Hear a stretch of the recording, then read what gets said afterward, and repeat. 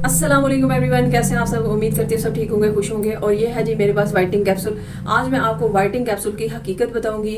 और जिन गर्ल्स का क्वेश्चन है कि क्या वाइटिंग कैप्सूल हम हर क्रीम में यूज़ कर सकते हैं, किसी भी सीरम में यूज़ कर सकते हैं, किसी भी स्किन पे यूज़ कर सकते हैं, सिंगल यूज़ कर सकते हैं, और किसी मास्क फेस मास्क में यूज़ कर सकते हैं, या स्किन पॉलिशर में यूज़ कर सकते हैं।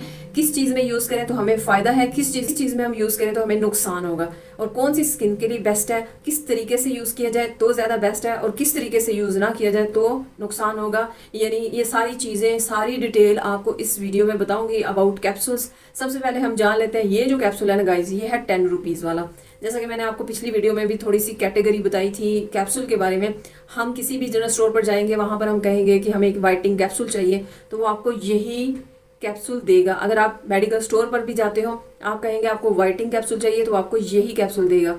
अच्छा, ये जो वाइटिंग कैप्सूल है ना गाइस, ये गोल गोल सा वाइटिंग कैप्सूल, ये मैंने अक्सर आपको बताया था कि बजाय इसके जब आप कैप्सूल लेने जाते हैं, यानी 5 रुपीज़ में, 10 रुपीज़ में, 40 रुपीज़ में, 30 रुपीज़ में इस तरह देते हैं, तो उसमें आपको नज़र आता होगा कि कोई रेड कलर का है, ग्रीन कलर का है, येलो कलर का है। तो जो येलो कलर के छोटे छोटे कैप्सूल होते हैं ना, वो इसी तरह, उनकी कोई शनाख्त नहीं है, कोई उनकी डिस्क्रिप्शन नहीं होती, इसकी भी कोई डिस्क्रिप्शन नहीं है, कुछ भी नहीं है। ये आपको वैसे ही एक वाइट कलर की जो है शीशी, उसमें ये बंद आपको मिलेंगे। इसके ऊपर कोई ब्रांड नहीं है, कोई कुछ नहीं है, कोई डिस्क्रिप्शन नहीं है कि हम देख सकें कि इसमें मज़ीद इसका फार्मूला क्या है, इसके अंदर जो लिक्विड निकलेगा वो किस चीज़ से बनाया गया है, उसके इंग्रेडिएंट्स क्या हैं, ये सारी चीज़ें हमें नहीं पता होती गाइस। प्रैक्टिकल की है। अब एक चीज़ को हमने प्रैक्टिकल किया है, इसको हमने यूज़ किया है किसी भी चीज़ में, किसी भी क्रीम में, तो सबसे ज़्यादा इस वाले कैप्सूल का किसको नॉलेज होगा? उस बंदी को होगा जो सालोन में प्रैक्टिकली बहुत ज़्यादा वर्क कर चुकी है और इस कैप्सूल को यूज़ करवा चुकी है कस्टमर के ऊपर, ठीक है। उस बंदे को इसका पता होगा, आम किसी भी बंदे को नहीं पता होगा कि ये है क्या चीज़। तो अब हम इसको खोल लेते हैं। वैसे मैं दूसरे तरीके से भी खोल सकती थी, लेकिन सारा वो ना आपके भी मुंह पे पड़ जाए। ये इस तरह का गाइस, इसके अंदर से ना वाइट लोशन निकलेगा, कुछ इस तरह का वाइट है, लोशन टाइप का है बिल्कुल।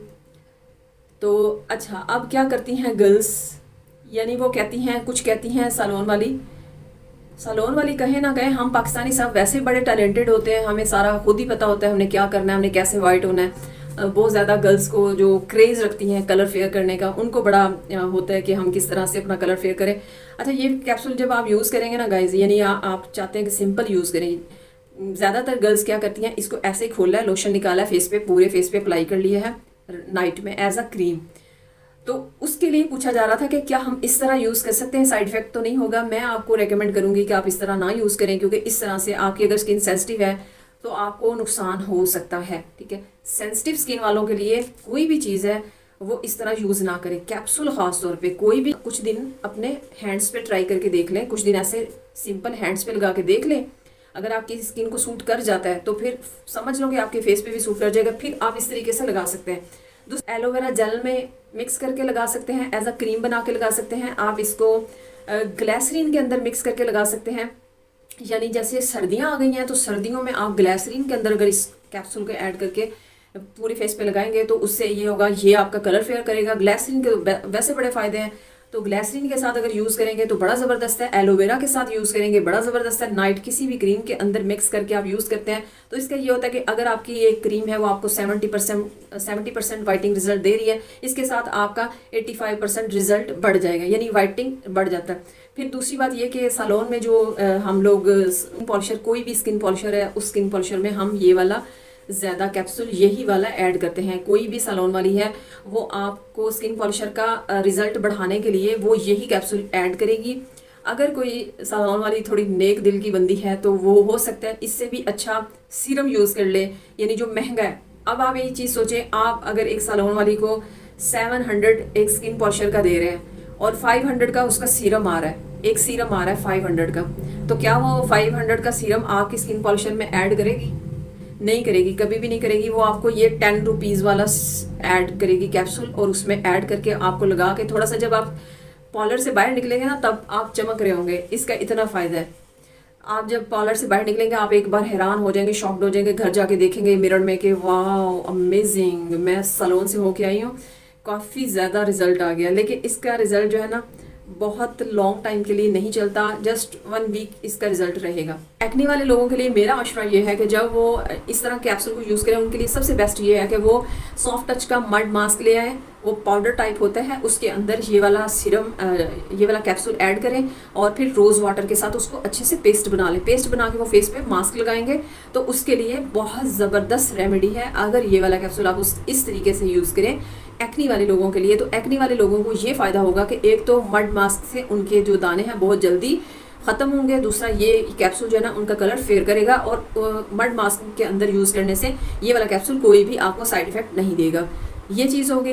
अब उसके बाद आ जाते हैं जी ऑयली स्किन वाले इसको यूज़ कर सकते हैं। जी हाँ, इसको ऑयली स्किन वाले यूज़ कर सकते हैं, तसल्ली से यूज़ कर सकते हैं और तहम्मुल से भी यूज़ कर सकते हैं। और इसके बाद जी ड्राई स्किन वाले यूज़ कर सकते हैं, बिल्कुल ड्राई स्किन वाले यूज़ कर सकते हैं। सारी जितने भी ऑल टाइप स्किन है ये यूज़ कर सकते हैं। ये बात ये मुझे ये क्वेश्चन था, क्या ये कैप्सूल हम खा सकते हैं? तो ये कैप्सूल खाने वाला नहीं है जी, ये कभी भी ये वाला कैप्सूल आपने नहीं खाना। अगर आपने कैप्सूल खाना भी है तो आप विटामिन ई का जो इव्यून का कैप्सूल मिलता है, इव्यून का वो कैप्सूल आप खा सकते हैं, तो वो अच्छा होगा, क्योंकि वो कैप्सूल ऐसे हैं उसका कोई भी साइड इफेक्ट नहीं होगा आपको। यानी अगर आप किसी तरीके से नॉलेज रख के किसी समझदार बंदे से पूछ के फिर खाएंगे तो फिर ठीक है। अगर आप बेहतियाती से खा लेंगे, आपको उसका डोज का नहीं पता कितनी डोज लेनी है, यानी आपने एक दिन में खाना है या एक दिन छोड़ के खाना है या एक दिन में 2 खाने हैं, तो इस तरह वो आपको साइड इफेक्ट कर सकता है। मैं आपको हर वीडियो में कहती हूँ कि बगैर नॉलेज के आप चीज़ यूज़ ना किया करें। अच्छा जी, अब तीसरी बात यह है कि जो वाइटिंग क्रीम है हम इसको मिक्स करते हैं, तो क्या वाइटिंग क्रीम के लिए बेस्ट है? तो आप ये देख लें कि आपकी वाइटिंग क्रीम आपको सूट करती है, यानी आप पहले 1-2 बार वाइटिंग क्रीम सिंपल यूज़ कर चुके हैं, वो क्रीम ने आपको कोई साइड इफेक्ट तो नहीं किया। हो सकता है कि जब आप वाइटिंग क्रीम में ऐड ये वाला सीरप कैप्सूल ऐड करें तो वो क्रीम अच्छी ना हो, जबकि ये कैप्सूल अच्छा हो, वो क्रीम ना अच्छी हो। इसलिए जब भी आपने किसी भी क्रीम में ऐड करना हो तो आप वो क्रीम को पहले फेस पे अप्लाई करके देख लें 2-3 दिन। अगर वो क्रीम आपको सूट करती है फिर उस क्रीम के अंदर ये वाले कैप्सूल आप ऐड कर लें। और एक जितनी छोटी क्रीम होती है ना, यानी जो छोटी डिब्बी क्रीम होती है, उस वाली क्रीम के अंदर अगर आप ये वाले कैप्सूल 2 से 3 ऐड कर लेंगे तो कोई मसला नहीं होगा, कोई हर्ज नहीं होगा। ये भी मुझसे किसी ने पूछा था कि कितने कैप्सूल ऐड कर सकते हैं, तो छोटी वाली क्रीम में आप 2 से 3 ऐड कर सकते हैं, मसला नहीं होगा। और अगर आप एलोवेरा में मिक्स कर रहे हैं तो सबसे बेस्ट है गाइस ये वाला कैप्सूल। अगर आप एलोवेरा में मिक्स करके तो आप एज अ क्रीम यूज़ करते हैं तो मेरे ख्याल से उसकी जान छूट जाएगी हर तरह की क्रीमों से। समझ रहे हैं बात? ये था मेरी तरफ से छोटा सा टिप इस कैप्सूल के बारे में। वैसे ये कैप्सूल बहुत अच्छे हैं अगर आप स्किन पॉलिशर में यूज़ करते हैं। कोई भी स्किन पॉलिशर है, कोई भी स्किन पॉलिशर है, उसमें आप बिला तकल्लुफ़ और आप यूज़ कर सकते हैं इस वाले कैप्सूल को।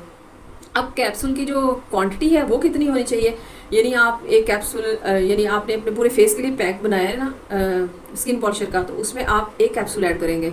ये नहीं है कि 2, 3, 4, 5 कर लें ऐड, ऐसे नहीं ऐड करना, एक कैप्सूल ऐड करना है। तो हाथों और पाँव के लिए अगर आप इसको यूज़ करना चाहें, यानी आप सिंपल एक कैप्सूल इस तरह यूज़ करना चाहें जैसे मैंने लगाया हुआ है, तो हाथों पाँव के लिए आप लगा सकते हैं, वो मसला नहीं होगा आपको, क्योंकि हाथों पाँव में और स्किन फेस की स्किन में थोड़ा सा डिफरेंस तो है।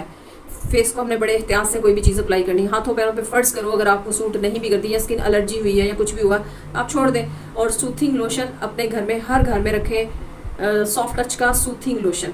जैसे आपको किसी चीज़ का फौरी रिएक्ट होता है तो आप फ़ौरन से सूथिंग लोशन लगा लिया करें, उससे आप बहुत जल्दी बच जाएंगे किसी भी साइड इफ़ेक्ट से। क्रीम है चाहे तो कोई भी चीज़ है आप लगा रहे हैं, आपको साइड इफ़ेक्ट कर रही है तो आप फ़ौरन से उसको छोड़ें और सूथिंग लोशन लगा लें। 2 से 3 बार वो बार लगाएं तो वो आपका रिएक्शन ख़त्म हो जाएगा इंशाल्लाह।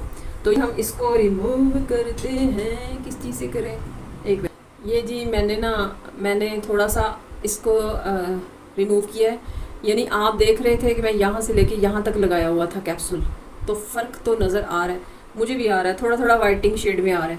यानी ये मैंने इसको लगाया है जस्ट 5 मिनट, तो 5 मिनट के अंदर एक तो ये मुझे स्किन पर बहुत कूलिंग इफ़ेक्ट दे रहा है। तो कूलिंग इफ़ेक्ट से मतलब है जो भी चीज़ आपको कूलिंग इफ़ेक्ट दे तो गाइस वो आपको मेरे ख्याल से साइड इफ़ेक्ट नहीं करेगी। और अगर आप इसको किसी भी इस तरह चीज़ में मिक्स करके यूज़ करेंगे तो बहुत बेनिफिट है। इसको आप सेपरेट यूज़ ना करें अगर आपकी स्किन सेंसिटिव है, तो जिन लोगों की स्किन सेंसिटिव नहीं है तो वो सेपरेट यूज़ कर सकते हैं। मेरे ख्याल से आपको सारी बात समझ आ गई होगी। इंशाल्लाह मिलते हैं नेक्स्ट वीडियो में एक नए टॉपिक के साथ। अल्लाह हाफ़िज़।